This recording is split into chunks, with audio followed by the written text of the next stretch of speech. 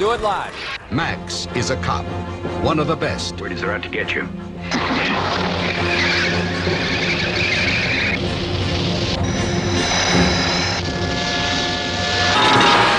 Mad Max.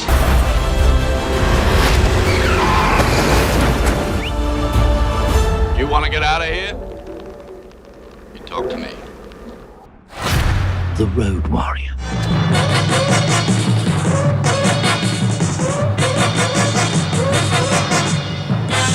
Mel Gibson. Tina Turner. Mad Max. Beyond Thunderdome. All right, welcome to the lounge. Oh, Hi. hi Maria. All right, so tonight's a little different. Tonight, bringing Chris Coker in. Yes. And we're going to talk about the first 3 Mad Max films. Eventually, he and I are going to go see Furiosa, either streaming or at the movie, and we'll talk about those 2. But tonight, we're going to talk about the first 3. But before we do that, our tradition is for you to show off a drink, and I want to bring you on for that. So tonight's drink is inspired by Mad Max. Do you know why? You haven't seen Mad Max, No, Fury Road. it's called a transfusion. Right, and in Fury Road, he was a live transfusion. He was feeding blood to somebody in that thing. They literally wired him up, and he was a live transfusion. So show it to the camera, please, up there. Yeah. There it is. Transfusion. Okay, and what is a transfusion? It is 3 ounces of vodka, 1.5 ounces of grape juice, 3/4 of an ounce of lime juice, and then ginger ale. I had one of these in North Carolina, which is why I don't normally drink mixed drinks, as Right. you know, but I found this one to be delicious. Right. So thank you for bringing So it. I got all the ingredients just got for them you. all. Beautiful. Have you seen any Mad Max films? Tina Turner. That's the one you've seen. Yeah, I just saw Mad Tina Max Turner. Beyond I can't Thunder even Road. remember the movie. I just remember Tina Turner. Okay, but She was so great. you remember seeing it though, and she She was awesome. You think? was awesome. Okay. All right. There you Well, go. listen. I would like to keep you on here, Yeah. but don't time. walk away yet. Don't leave Okay. away. Let's say goodbye to the audience, See ya. and then let's see Chris. Okay. You're up. All right. Yeah, just jump in the seat. That's a good idea. Come on in.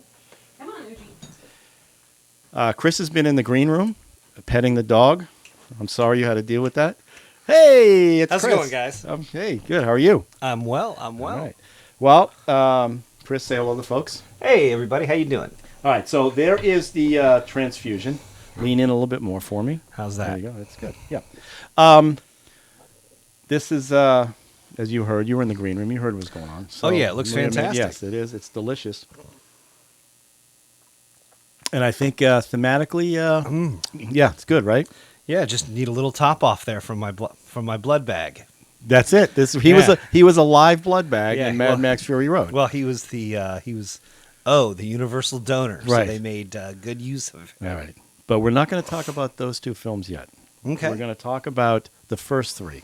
Oh, yes. Okay, so there's Mad Max, Mad Max 2, otherwise known as The Road The Warrior. Road Warrior, and Mad Max Beyond the Thunderdome. Right. Do you remember seeing them when they came out in the movie? I did not see any of them in the theater. In fact, Fury Road is the only one I actually saw in the theater.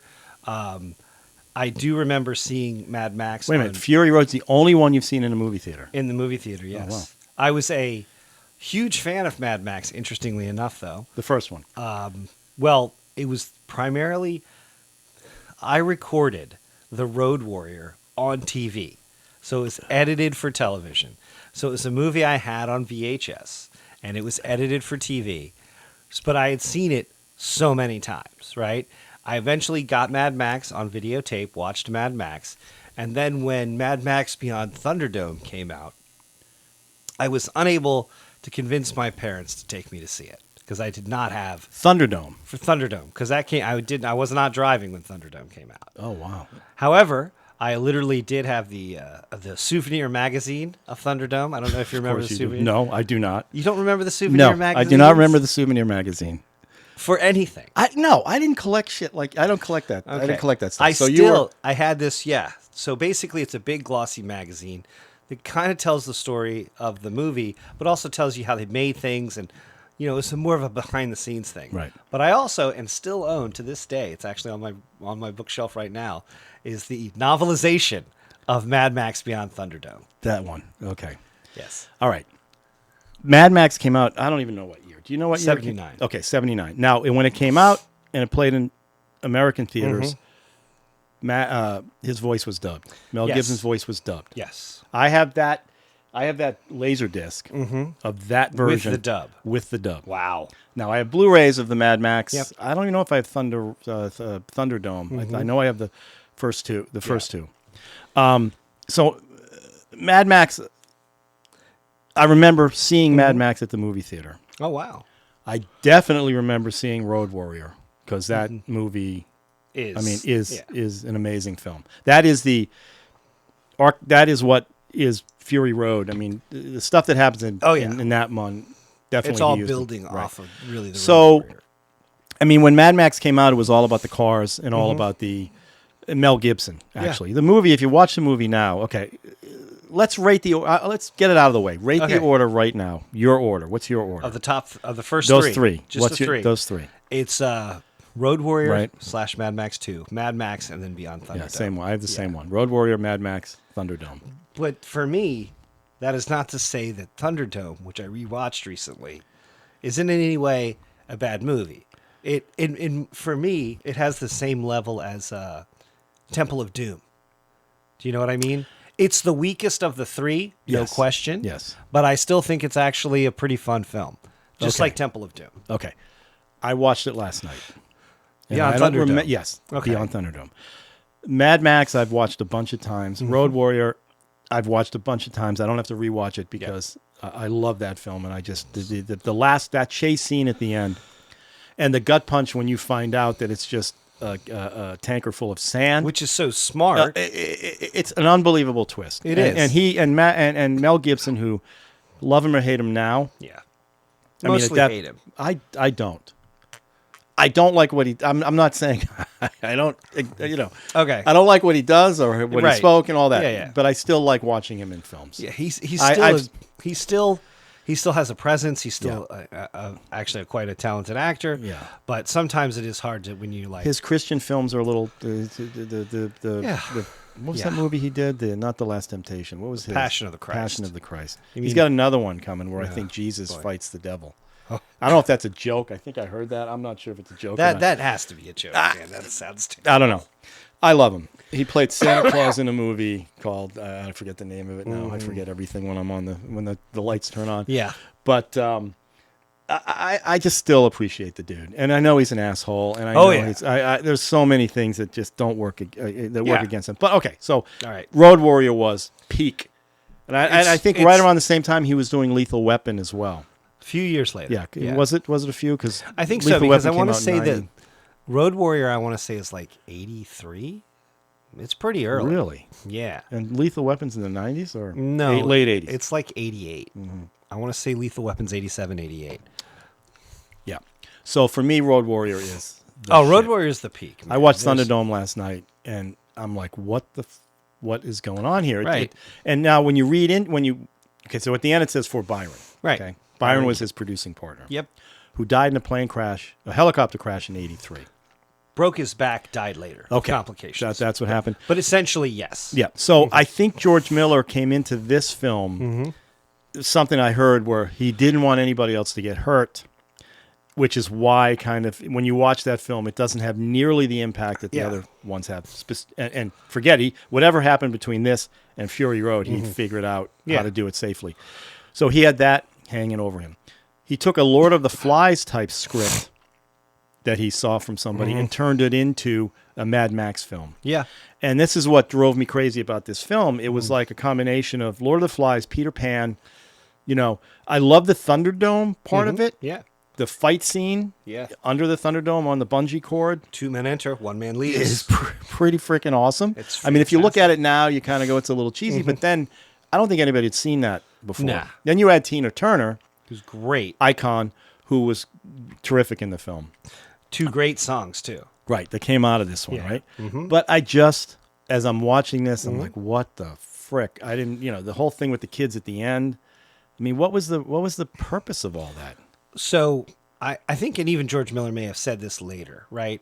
Technically, it's directed by him and another guy Two named other George people. Ogilvy. Right.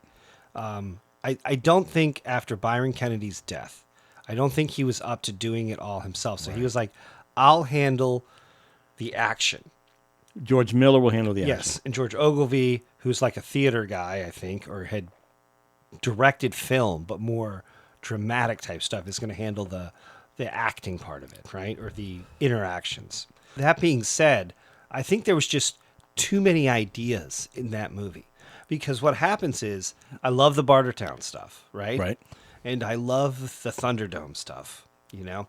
I love this idea of this woman who says, we got to rebuild. And sure, it's a dirty... And she was a nothing. She was nothing before, before that, and then right. becomes right. And it's a dirty, ugly civilization. But it's a civilization. Right. There's rules. Right. You know, there's stuff. You don't bring in weapons and all this kind of stuff. So then they meet like the Lord of the Flies kids. But I love that segment too. I absolutely... It's like the Goonies. I mean, what was it? What made it? I love the idea. And it's so dark too. Like, I've watched that movie a lot, right? So it's so dark when you see the kids breaking down, like when they're kind of just rotely reciting, you know, so-and-so left on a certain date, you know, and one of them said, we'll be back, right? All that. May God have mercy on our souls. You get the feeling that the adults abandoned their children there to death, that they had no idea that they would survive, Right. that they're like, we can't make the journey with them, so we're going to do our best to make it on our own. And maybe we'll send somebody back for you if we can. But I just love that whole weird little society about how, like, you know, they had these little, what do you call it? It's a little Viewmaster stuff. Yeah. And they had all of those things, and they had this rote, and they were kind of this, you know, they had this oral tradition. Like I don't want to say a cult because it wasn't a cult. Yeah, but it was like, and they did. And what I loved about that feeling is there is a lot of hope in that film as opposed to the other two films, which are not very hopeful. Well, The second one has some hope in it, but Well, right. I mean, they get away. They get away. You know, they Some get of them away, do. and you know, A lot of people die to get there, but yeah, and you hear the little kid, the feral kid, even Yeah. says like, "Hey, I eventually became the chief of the Great Northern Right. Tribe." You know, so it's still obviously it's not you know the Sydney Opera House and all this great stuff. You know, it's not. but all what are the- they flying to?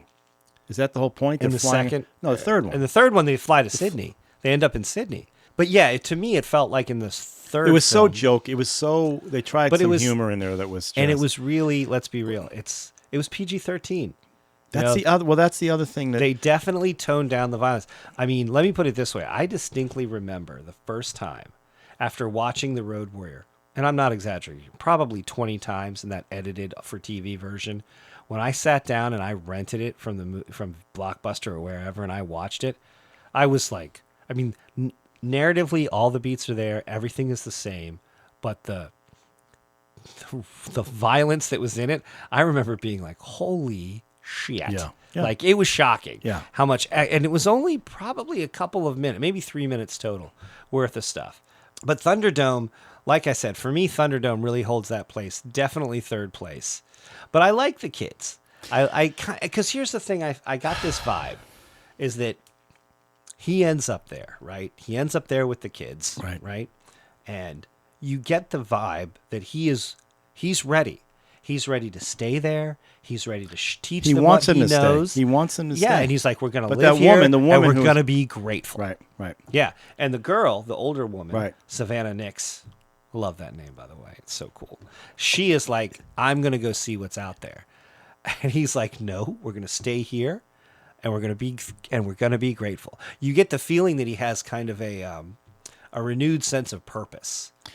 But he does that in okay. So every iteration of this guy, Road Warrior. That's what he did in Road Warrior too. Same thing. Yep. And he sacrificed. I think at the end of that, he realized what happened, and he was like, "Okay, I'm good with this." They got away. Yeah. So it's always been his thing. Yeah. Yeah. Okay, so He always comes back to okay, that. so Thunderdome has all this weird. It started right at the very first scene where he's dumping all his weapons to the collector, whoever Right, that yeah, guy is. the guy. And he just keeps pulling stuff out, and that's supposed to be funny. Yeah. But it's like it doesn't fit the tone of the other two films. That's what I was struck by, and I didn't realize until you just said it that it was a PG-13 version. Yeah, yeah. And I think it maybe Byron's death definitely got into George Miller's head. I think it did. And the other thing is all the pigs, and he goes on to make the babe and all that. Right? I'm like, Yeah. is that a direct? Maybe. link from that. Well, I will say this. And then one kid gets sucked in the sand. Oh yeah, it's still got some And hardness. the horse was bad enough. That Yeah. horse going in the sand was horrible. Yeah, but And then the kid gets. just gets. Yeah, But yeah. It's like It's there's still some hard. there is. There's some hardness. There is. I mean, Iron Bar Anti-Entity basically has a guy who is developmentally delayed or whatever. They murder him. Right. They shoot him with a couple of crossbow bolts. While Mad Max wouldn't even do that. he Mad Max realized pull- he's hit like the- he can't knocks do that it. helmet off and he's like he's about to take him out and Yeah, he realizes he can't. Yeah. You know? Yeah, you know what? Thunderdome is a more interesting film to talk about because Mad Max, the first one is what it is. It's what set the whole thing up, and you can't. And the fact that George Miller pulled that off is just stunning in itself. Yeah. And it introduced Mel Gibson to America. The whole thing. Put that aside. Road Warrior was just a perfect second film, but should have been the first film in the French. Really, that is the legitimate first film. I love Mad Max so much. I do the too, original. but Road Warrior is just. Because what I have this whole theory about those three movies and post-apocalyptic this. It's like the original Mad Max isn't even post-apocalyptic. No. They've still got lawyers. No, there's and a nuclear hospitals and thing that happens nightclubs. between Mad Max and Road Warrior. That is, I think that it doesn't even happen in the Road Warrior. I There's think it no happens nuclear- between those two. Between Road Warrior and Thunderdome. You think that's when it happens? Because when you watch the opening, it talks about how the engine of the world stopped and there was wars and there's gasoline. Everybody's going crazy for gas. No talk about That's in Road Warrior. That's in Road Warrior. That's the opening of Road Warrior.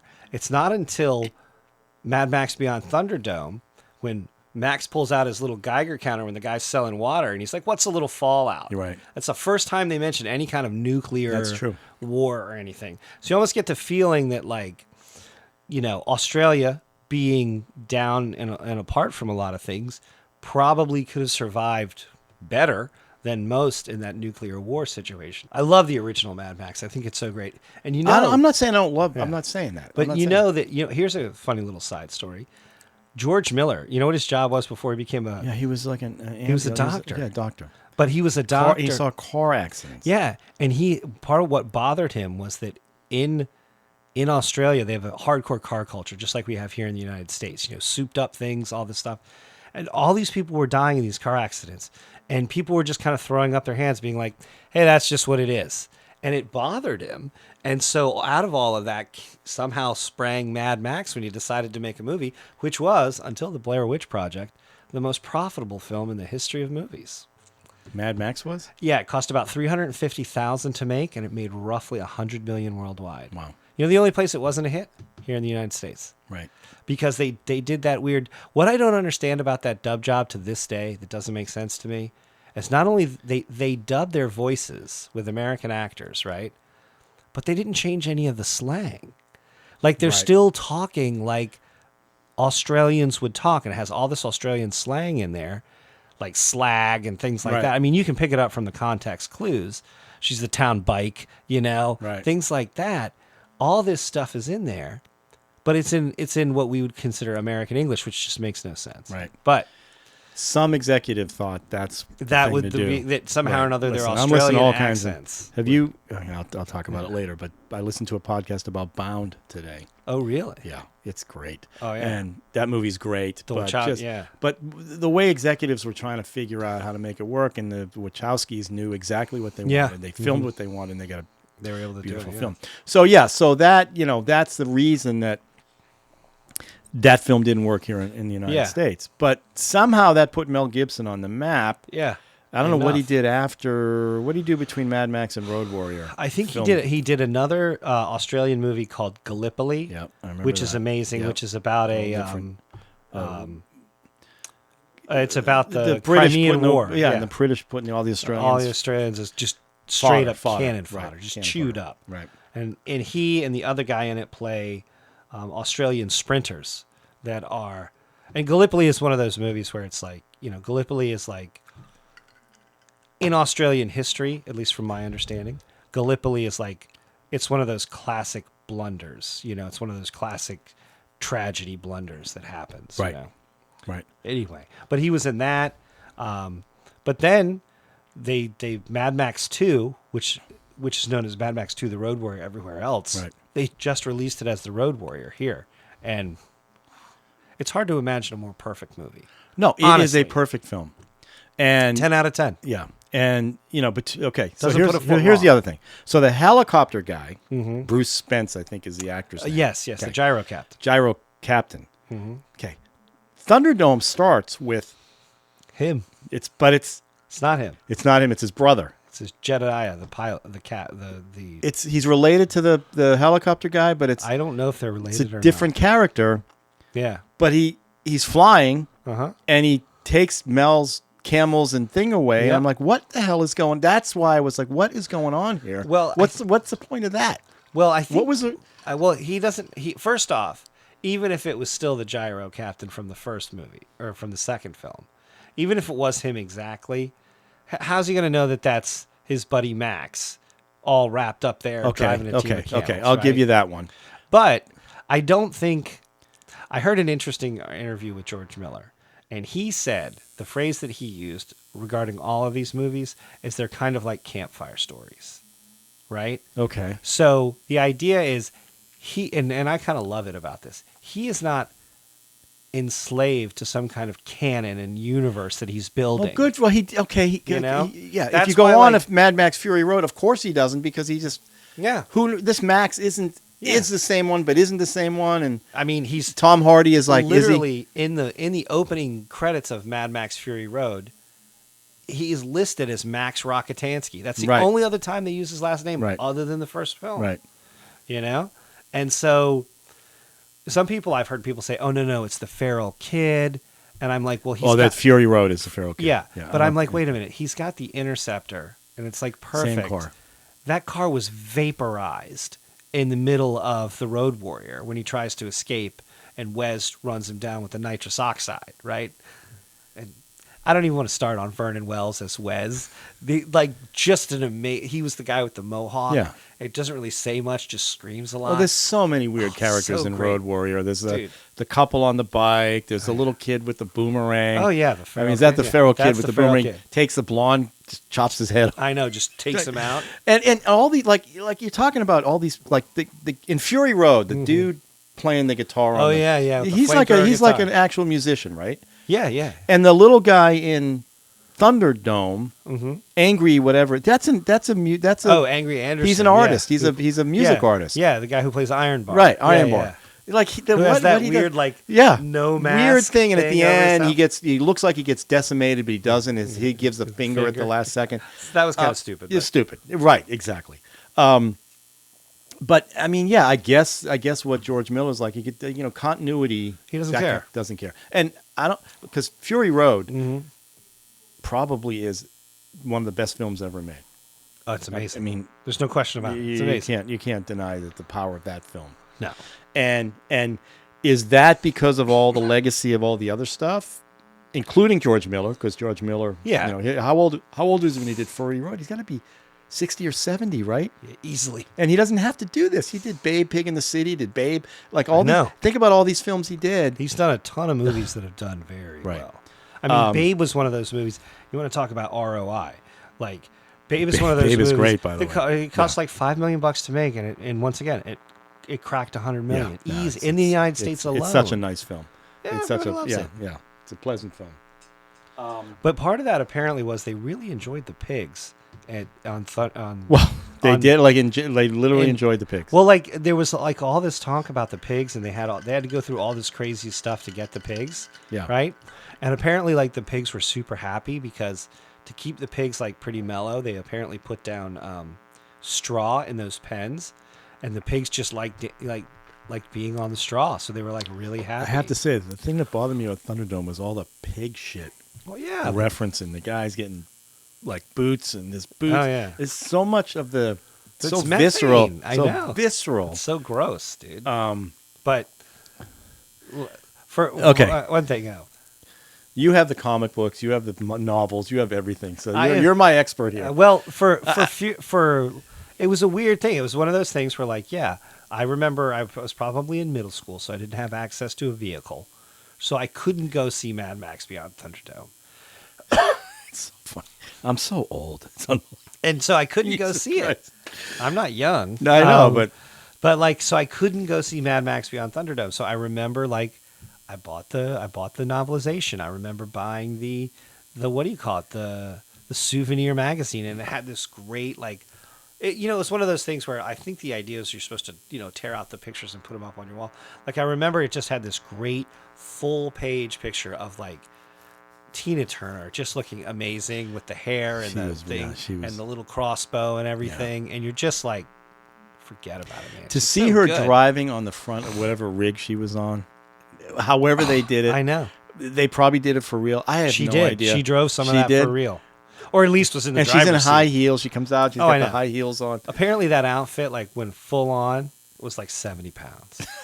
And I was just like, dude, how? And you know what? The funny thing is, you got to remember at that point, even in the 80s, she was no spring chicken. She was probably No, I know. 50. She was. That was. That I mean, was the 50s, woman. 50's young, by the way, as you know. Yes, well, Now. I don't feel young, but I know, but the point it's being young. is that, like, she looked amazing. Yeah. Even then, I Yeah. mean, she's it's Tina Turner. Forget about it, man. Right. Yeah. I mean, I think that they're every one of those movies, and especially the first two, and maybe this is one of the things that the third one suffers from. There's so little fat on those first two films, right? As far as, like, the way that they just are propulsive. Well, that's what I mean. propelled This is forward. what I mean. The third one, Thunderdome, Mm-hmm. the forced humor. It was forced Okay. humor. Yeah. Okay. Was like, even like I said, that first scene where he's pulling all the weapons out. It's Yeah. like, all right, I get it. Yeah. And yeah, the other two didn't have any of that. The other two None. just started, and it was just and again, that's why it turned into Peter Pan. And the kids on the train at the Yeah. end, you know what I mean? It's like, okay. So I'm cold on the third film. Okay. 100% cold on the third film. All right. But doesn't mean it takes away anything. Also, Road Warrior is to me, Road Warrior is the one. So That's the I one. will say this about the third film. You're Apparently, such a defender of the third film. apparently, That's no, this awesome. isn't a defense, because you hear this kind of stuff and it doesn't mean it makes the movie better. But apparently, that cast and crew was drunk and high a lot of the time. Like, they were just partying. On the third one. Yeah, they were partying, like they were blowing shit up. Like it was some crazy stuff apparently went down. But how in is that movie. different than the other two? What was more controlled than the other two? or- Yeah, I guess. I mean, I guess it just wasn't quite as drug fueled, but especially like the first one, they didn't have any money. Even in that first one, I remember watching this thing. I got the DVD the first time, other than on the Laserdisc, on the DVD where the original audio was finally available to in mass, so to speak. They had this really interesting thing. They had almost like a trivia track. This is back when DVDs, like, people were trying different things. Yeah. And it would just give you little, like, bits of information about it. Things like, that Australian police were were like the first police in the world to use radios in their cars because they had such great distances to cover, and things, weird stuff like that. But one of the things they talked about was, in the original Mad Max, Mel Gibson is the only one that has a leather outfit. The other outfits, all the other cops, are wearing the highest grade pleather that they could find. Or vinyl. What do you mean? You mean just visually? Yeah, their outfit. visually. The outfit Were they that- supposed to look like leather? Yeah. But he was wearing real leather. He was the only one they could afford. I heard he rear got leather. this. I heard he got this by walking in with a friend when they had a casting call.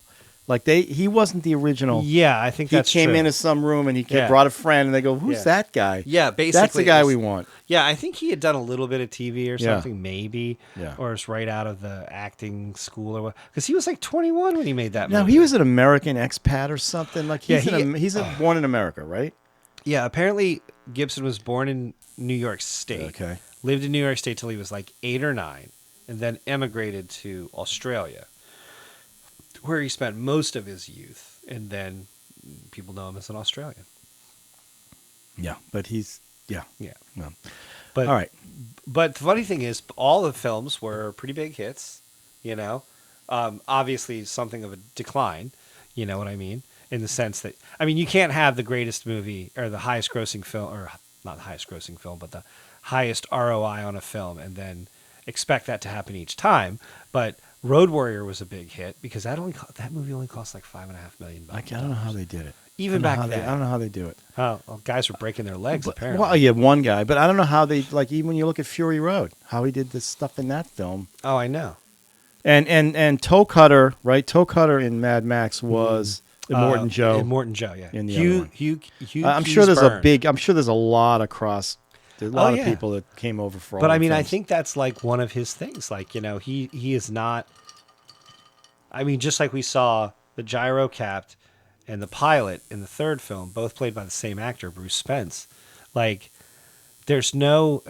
I mean, at one point you think Mel Gibson recognized him because he's like, "You." Right. He looks right at him. He's Yeah. like, "You." Yeah. Like, I know you, and he's like, "Me." Yeah. Well, That's what I mean. And plus, the pilot had a kid. Yes, he had a kid. Yeah. Well, you don't really. I don't- You're not sure how much Because in time Road has- Warrior, the helicopter guy ended up with somebody, right? Or she got killed. I think she. No, she's okay. She's the. What happens at the end of the Road Warrior is at the end of the Road Warrior, the feral kid who's been the person narrating it the Right, whole time. Right. He says that we found a new leader in the Gyro Captain. So, and he's like, and in the fullness of time, I became the leader of the Great Northern Tribe, and now the man we knew as Max only lives in my memory, or something like that. So it's all like meant to be like oral tradition, half remembered memories of an old guy, that kind of thing. Yeah. It's not, I like that fact that it's like, he just kind of says, eh. Plus back in the 80s, that wasn't nearly as big a thing to have like perfect canon, I don't know, but this is like it stretches. I guess you just go with it, right? Yeah. Because to bring Tom Hardy in to be Max, it's a bold move because you're expecting and he would have done it with Mel Gibson if Mel Gibson were younger. There's no question in my mind. Well, he would have done that. A true story. I remember reading in the 90s, because I remember I was at college. I read the title, Mad Max Fury Road. Like, he's been trying to get Fury Road made for 20 years. Yeah. But back then it was supposed to be Gibson, because, it would have been 8 or 9 years after Thunderdome. But I think at that point, people were disappointed with Thunderdome. It was a success financially, but not a huge success. It did made a lot of money. Yes, it did made a ton of money. It made good money. Yeah.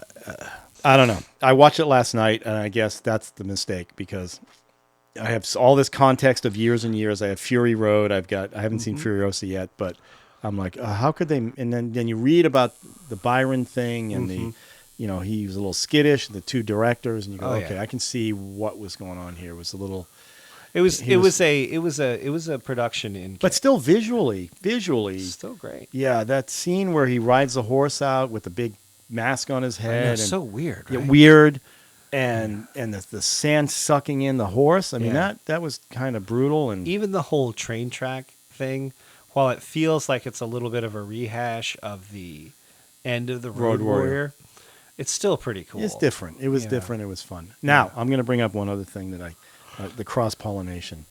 The saxophone from Mad Max shows up in not the actual saxophone, but saxophone music. Yes. So when he goes and the third one, they skip Fury Road Warrior, but when he meets Tina Turner, there's some dude, blind guy, playing the saxophone. It's like, and you see Mel Gibson kind of look, and I'm like, okay, they took that.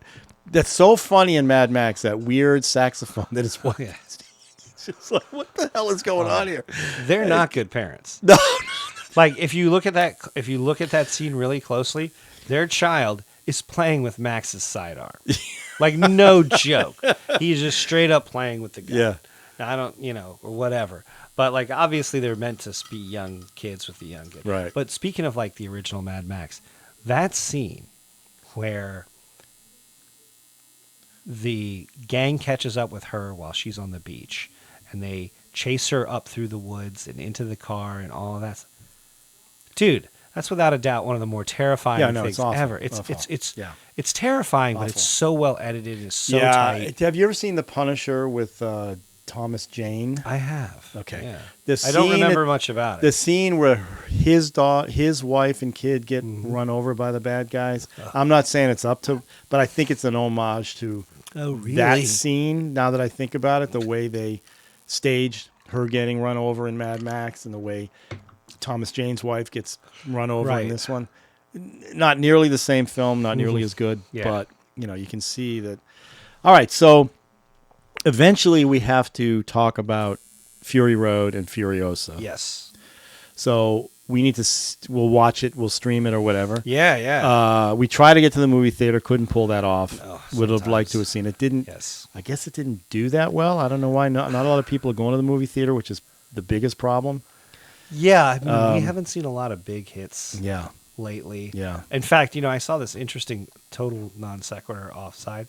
I saw something where Denis Villeneuve was a little disappointed that Dune Part 2 is still the #1 movie for the year. I mean, don't get me wrong; it made a ton of money. Yeah, Like, but he wants more movies out there. he wants more movies Yeah, to do I better think, than of it's course. done. I think there's a lot of YouTube videos about why theaters are dying, Well, and it's legitimate. It's legit. It's no. The thing about theaters, it's just I think right now we're in that weird spot where I think people are a little burned out on the whole superhero thing, and it's like we haven't. I mean, it's hard to say. I mean, I'm sure Deadpool and Wolverine will make. It should. It probably will. It will make tons of money. Yeah.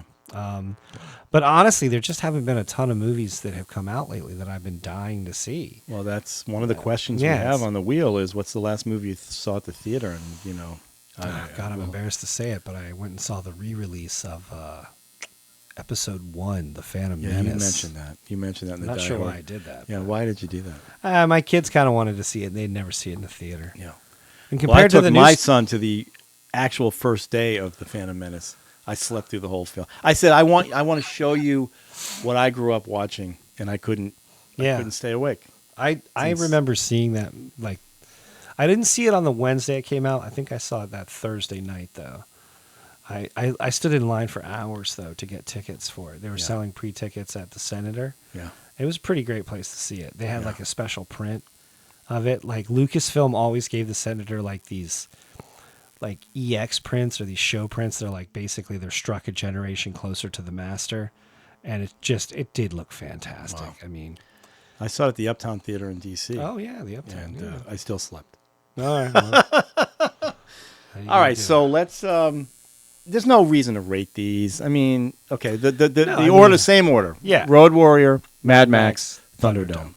But I will say this about the Road Warrior, especially. It's every bit of that film is so dead on perfect. It is a perfect film.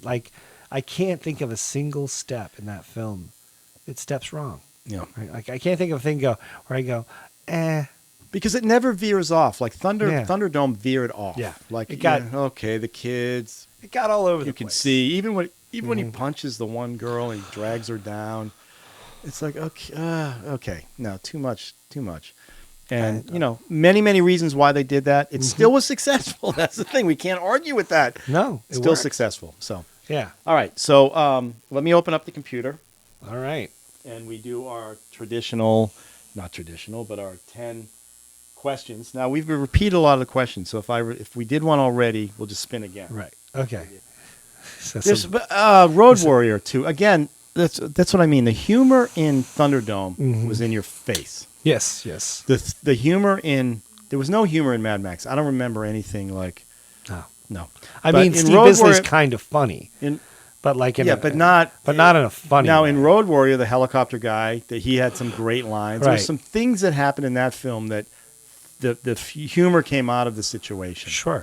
Where Thunderdome, the humor was just there to be humorous. Mm-hmm. And it just, for me, it took me right out.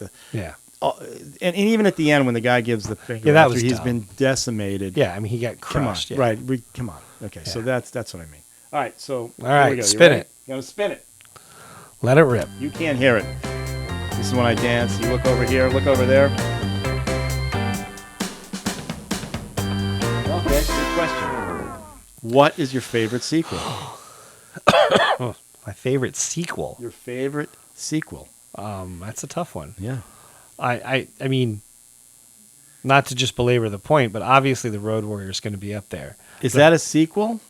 Yeah, it's Or totally is that a sequel. remake? Sequel? It's totally a sequel. Okay. Rewatch the opening. They actually have scenes from the Mad Max, Okay, the original you're right. film. All right. And But there's that's a- not your favorite sequel. No, I'm probably going to go with Aliens Mm-hmm. as my favorite sequel. That sequel is just... I rewatched that like a couple months ago. Got another movie that's damn near perfect. There's only one problem with Aliens, and What's the problem with Aliens? there's one problem with Aliens that keeps it from being perfect. There's a scene in Aliens, and I understand why it's there from a narrative sense, but there's a scene later in the movie where Ripley says there has to be one of these eggs for each... what do you call it? Colonist. Right. So what's laying these eggs? But earlier in the movie, when she's giving her a report to like the brass, Right. she says Kane said he saw thousands of eggs there. Okay. Why would she think anything's laying them? She knows that there's thousands of eggs in the spaceship. But it's still your favorite sequel. Oh gosh, yeah. It's Okay. so good. Like Better it's than so good. Back to the Future. Back to the Future. Back to the Future 2. No. Okay. A Jurassic Park. No. Nobody likes Jurassic Park. Star Wars. That's a good one. I mean, Star Wars is weird because it feels like more of a singular entity. Yeah. to Okay. me. Like So, it's- Indiana Jones. You mentioned No, Temple of Doom. I Temple of Doom's good. Yeah. I love Last Crusade, but Yeah. I think Raiders is still just really a cut above Yeah, either it of is. those films. Hangover 2.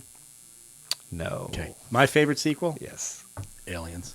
Ah, no shit. Yeah. And I remember my friend John Cosenzi and I went midnight the night it came out. Nice. And this is the days when you couldn't buy online and get ahead. Yeah, We just- had to buy them there. We had to wait in line. We were on the back, last two seats in the back. Nice. And we both walked out just shaking Oh, I know. at how good it was. Yeah. And walking through D.C., at the time, a lot of construction going on, Yeah. and we're completely freaked out. Nice. My favorite Aliens story, though, is Jim Cameron. I'm sure you've heard this story. When he's trying to sell Fox on doing a sequel to Alien, Okay. he gets in this meeting, puts up a piece of whiteboard, Uh-huh. and writes the word Alien, Right. and then puts a number symbol at the end. Oh, the dollar sign through It goes, Yes. dollar sign. I'm sorry, Yeah. dollar sign. It's Aliens. This Nice. is what you're going to do. Nice. So, yeah, that to Yeah. me, that was just an amazing... Strangely enough, I did see Aliens in the theater, even though I was only like 13 when You that did? movie came out.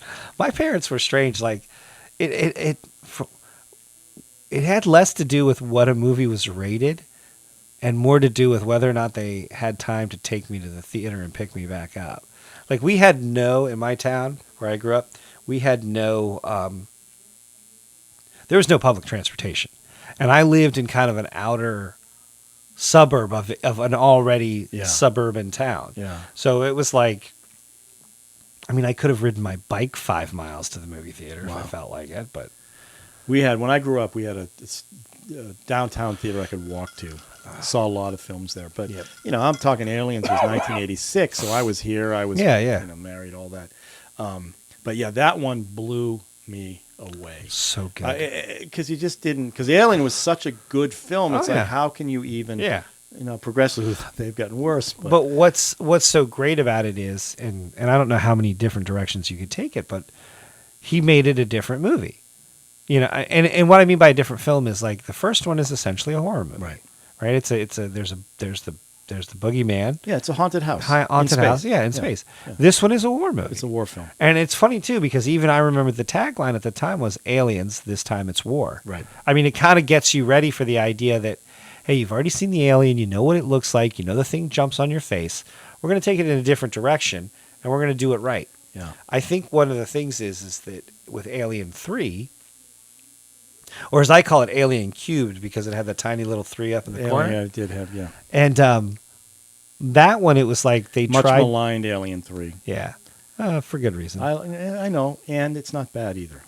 It's not as bad as I think we all thought it was. David Fincher hates Yeah. it. And, Well, yeah, they took it away from. He didn't make another movie for like 6 years after that or something.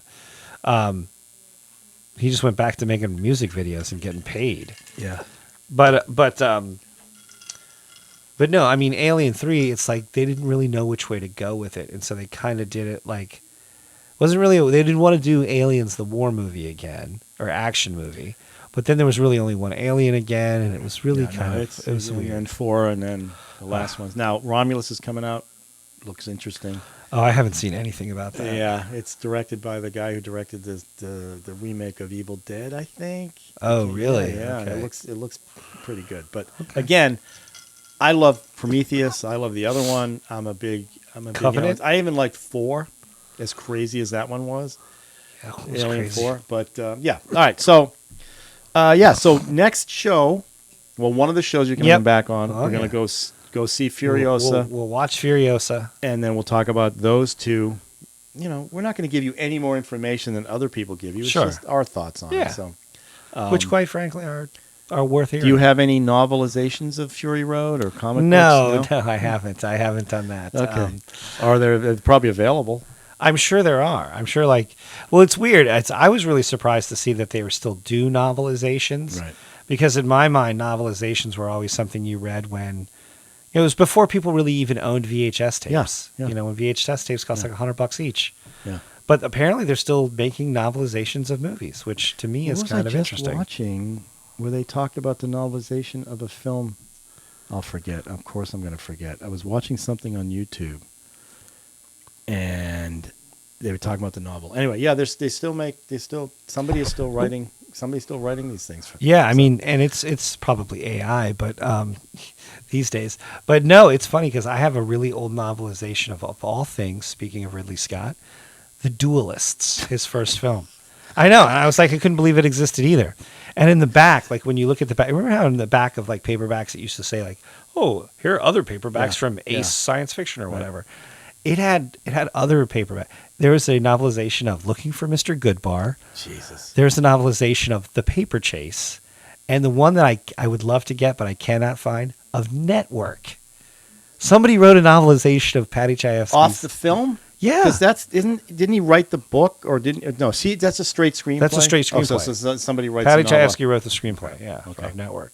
All right. And then somebody else, they take the final shooting script and they write the novelization. Anyway, Good job. crazy. That's good. All right. Well, welcome to the lounge again. Oh man, you know what? I could stay here all night.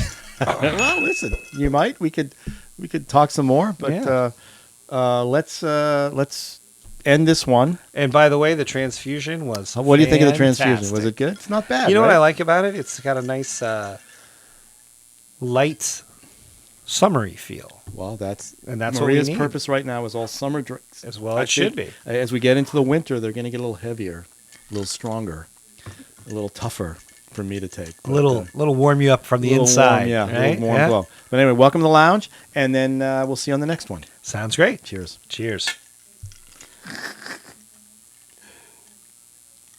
Mm.